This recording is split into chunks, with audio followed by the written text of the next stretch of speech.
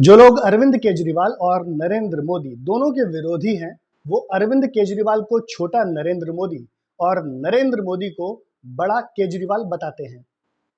जो लोग अरविंद केजरीवाल के चाहने वाले हैं, वो उन्हें कट्टर ईमानदार बताते हैं और जो लोग नरेंद्र मोदी के समर्थक हैं, वो उन्हें देश का सबसे बड़ा सेवक बताते हैं। केजरीवाल के समर्थक केवल ये चाहते ही नहीं, बल्कि उनका पूरा विश्वास है कि वो एक दिन देश के प्रधानमंत्री बनेंगे। उनके समर्थकों का दावा है कि केवल अरविंद केजरीवाल ही इस देश का भला कर सकते हैं।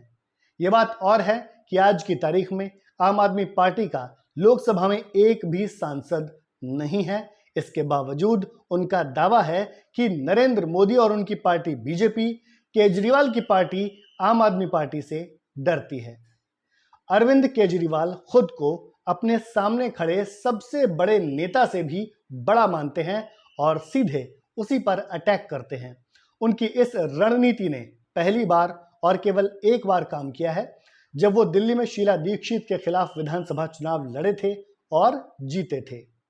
इसके बाद जब उन्होंने नरेंद्र मोदी के खिलाफ यही दांव आजमाना चाहा, तो वो वाराणसी लोकसभा सीट के लिए 2014 में हुए चुनाव में फेल हो गए। नरेंद्र मोदी ने उन्हें लाखों वोटों से हरा दिया।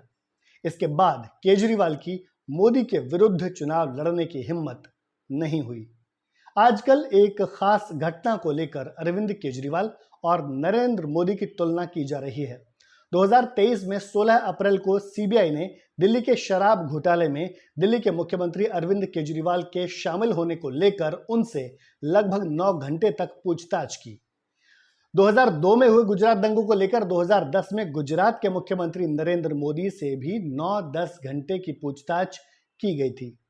नरेंद्र मोदी ने घंटों चली पूछताछ का सामना किया, एसआईटी के घेरे से बाहर निकले, अदालतों से बरी हुए और जनता की अदालत से भी पास होकर देश के प्रधानमंत्री बन गए। शायद जनता ने सोचा होगा कि नरेंद्र मोदी गुजरात दंगों की लापरवाही में शामिल नहीं हो सकते और उन्हें बेवजह परेशान किया गया होगा। इसी वजह से जनता ने 2014 में प्रधानमंत्री पद के उम्मीदवार के तौर पर सामने आए नरेंद्र मोदी पर खुलकर प्यार लुटाया और देश की कमान उन्हें सौंप दी। दूसरी तरफ अरविंद केजरीवाल ने अभी केवल सीबीआई पूछताछ का सामना किया है।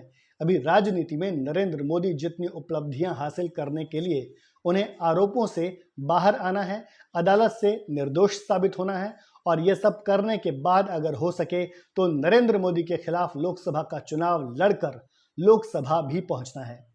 निष्पक्षता का तकाजा कहता है कि आप सभी नेताओं को एक ही नजर से देखें। यहां अगर ये मान भी लिया जाए कि केवल मानने के लिए ही मान लिया जाए कि दंगों के वक्त मोदी पर लगे लापरवाही के आरोपों में दम था, तो भी नरेंद्र मोदी अपने तर्कों, अपनी सफाई और अपनी सियासी समझदारी की वजह से पूरे देश को समझाने में कामयाब रहे और प्रधानमंत्री के पद तक पहुंच गए।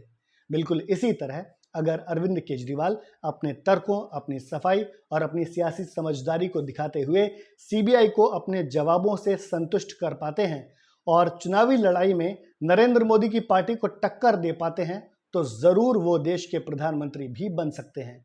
भले ही अभी उनके पास एक भी लोकसभा सीट ना हो, लेकिन भविष्य किसने देखा है।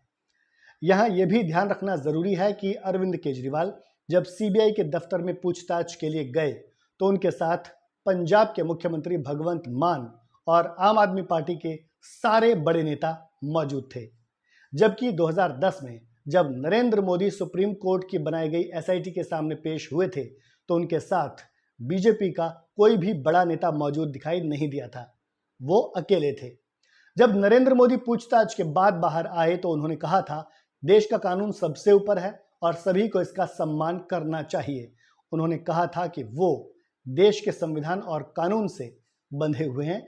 जबकि जब केजरीवाल शराब घोटाले में सीबीआई पूछताछ के बाद मीडिया के सामने आए, तो उन्होंने कहा कि नरेंद्र मोदी की पार्टी, भारतीय जनता पार्टी, आम आदमी पार्टी से डरती है और इसीलिए आम आदमी पार्टी को खत्म करने की साजिश की जा रही है।